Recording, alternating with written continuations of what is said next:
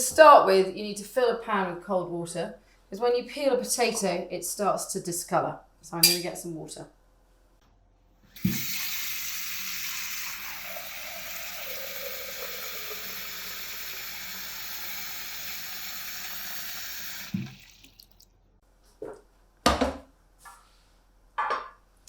Then I've got some lovely russet potatoes, great for mashing.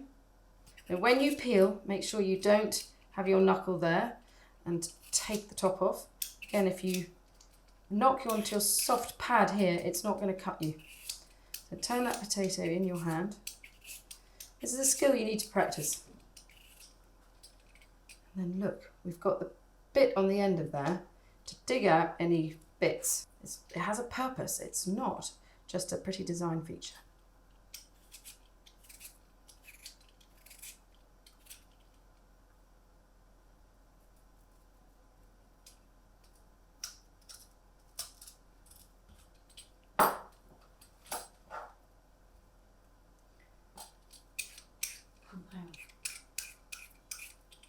Last bit's off, and we'll put it in the cold water.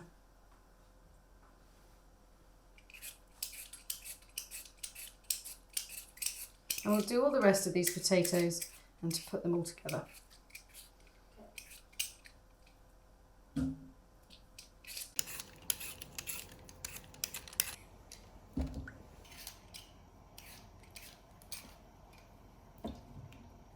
So we'll put the peelings in here. You can cook them up for your chickens, or you can turn them into fries. So what we need to do with these potatoes is cut them into similar sized pieces. Now the purists would have you make mashed potatoes having cooked your potatoes in their skins so they don't get covered in water. Cool them down a bit and then peel them. But actually what I tend to do is I peel them and then I let the steam evaporate after they've cooked to get rid of some of that water. So the key is at this point to cut them into similar sized pieces so they cook evenly.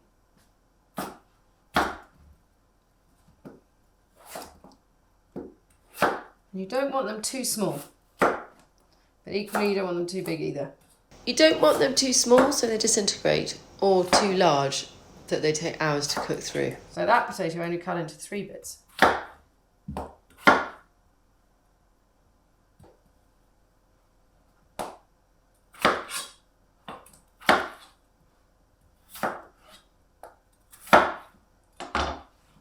And we'll put these back in the cold water.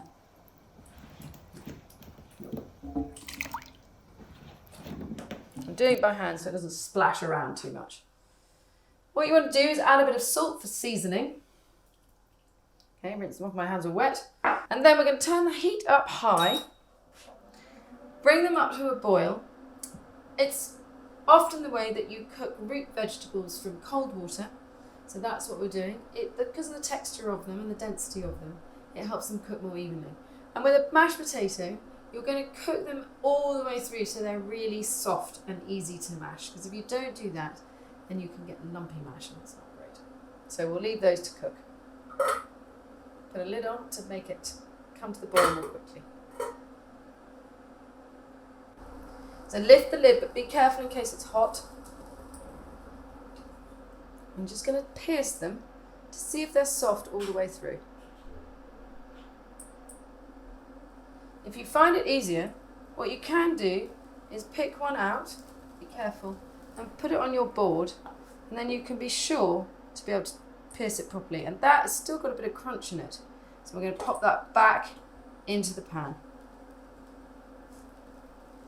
And just wait a little longer. So I'm just going to check these potatoes again. And I know that lid's going to be hot, so I'm going to grab a tea towel.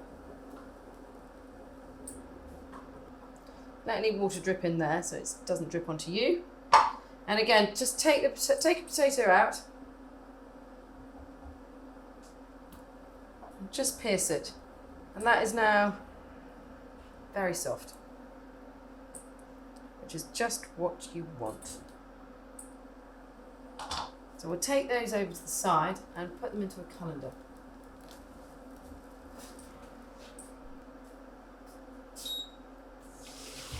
Stand back from the steam Sometimes let it drain away so it doesn't splash at you. Lower it down so they don't splash you.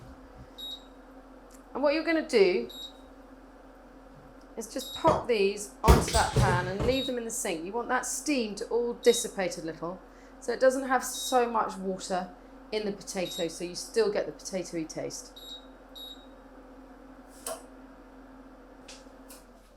So the potatoes had a chance to lose some of their steam. You don't want to leave it too long because you don't want them to go cold, because actually then they have another way of going lumpy too. So potatoes here, we're going to add some butter to that dish. I like my potatoes quite creamy and buttery, so I'm going to cut away some bits. I'm going to add some of that. And then what you want to do is add a splash of milk. Less milk than butter. You can always add a bit more later. Turn it on just a little bit to make sure that butter melts. I'm going to add some seasoning.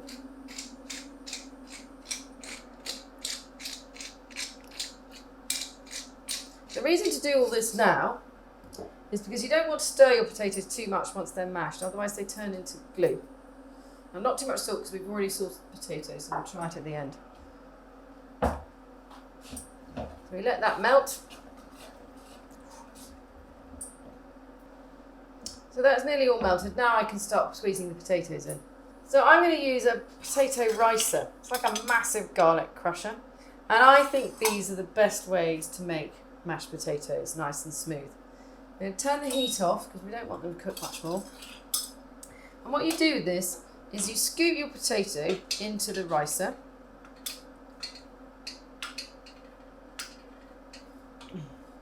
Look, they're falling apart, which is great.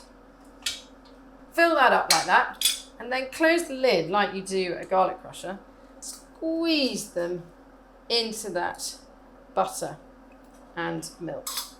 And then you carry on doing it until all your potatoes are finished.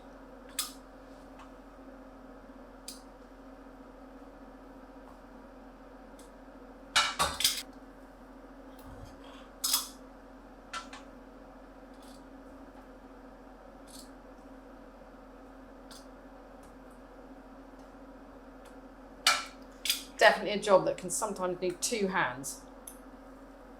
Scrape off the bits from the bottom.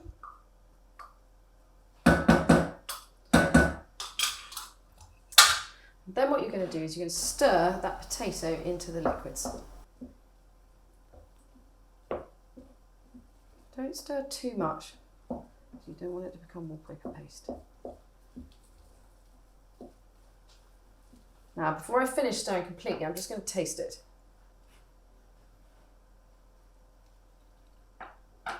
Tastes so good. Oh, yum. Just going to put a little bit of salt, but not much. Now, it's up to you, personal preference with mashed potato, but I'm going to leave that mash, that consistency, because I know that the coq au vin has got a lovely amount of sauce that goes with it, which will go into the mashed potato. But you can make it thinner, you can make it stiffer, it's up to you, and obviously it's the amount of butter and milk that you put in there, or other liquids, you know, whether you're using oils or mustards, that will generate the actual consistency. So we're going to leave that and have it nice and waiting for our chicken to finish. Then the trick with mashed potatoes, anything you cook potatoes in, is to wash those implements you've used to cook them in or handle them immediately, because otherwise it dries on like concrete. So I'm going to go wash these right now.